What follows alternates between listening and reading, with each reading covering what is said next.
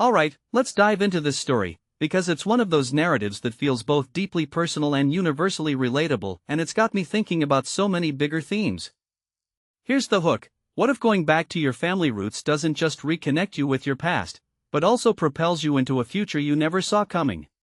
That's exactly what happened to Emma Collins, a Northeastern University student who found herself in Australia, a place her family had always romanticized.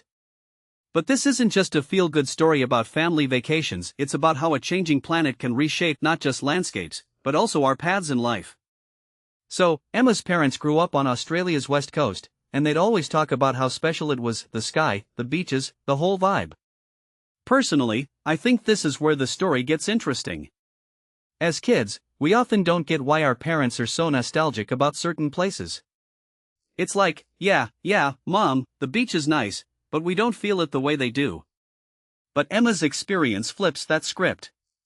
She goes to Perth for a co-op placement, and suddenly, she's not just seeing the place her parents loved, she's understanding it through the lens of her own work in environmental engineering and data science. What makes this really interesting is how she's using her skills to study the very land her family cherishes, uncovering how climate change is altering its coastal wetlands and groundwater systems. It's like her family's emotional connection to the place is now intertwined with her professional purpose. That's powerful. Now, let's talk about the research itself, because it's a big deal. Emma's part of a project that's analyzing decades of data to understand how the Swan coastal plain is responding to climate shifts. What many people don't realize is that this kind of work isn't just about numbers, it's about predicting the future of ecosystems that millions of people and species depend on. Emma's role in this is fascinating. She's taking data from over 1,900 monitoring wells, using techniques she learned in her first-year classes, and turning it into actionable insights. In my opinion, this is where her story becomes a microcosm of a larger trend: young people stepping into the climate crisis not just as activists, but as problem solvers armed with technical skills. It's not just about saving the planet, it's about understanding it deeply enough to adapt. But here's where it gets even more personal. Emma's work isn't just about data, it's about being in the field, collecting water samples, measuring groundwater levels, and seeing firsthand how climate change is reshaping the land. One thing that immediately stands out is how this hands-on experience solidified her desire to pursue a Ph.D. in research. It's like the combination of her family's emotional connection to the place and her own intellectual curiosity created this perfect storm of purpose.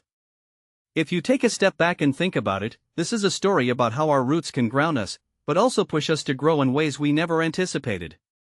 What's also striking is how this experience impacted her family. Emma's mom talks about how proud she is to see her daughter not just studying in the same place her grandfather once did, but also tackling issues that are deeply relevant to the region. This raises a deeper question: how often do we get to contribute to something that matters to our family's history while also shaping our own future?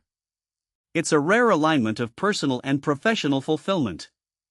And let's not forget the cultural context. Emma's family has a long history at the University of Western Australia, with generations of engineers. It's like she's carrying forward a legacy, but with her own twist.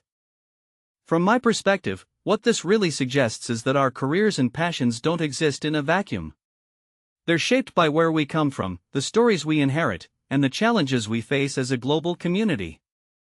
Emma's story isn't just about one person's journey, it's about how our individual paths are intertwined with the bigger story of our planet. Personally, I think this is what makes her experience so compelling.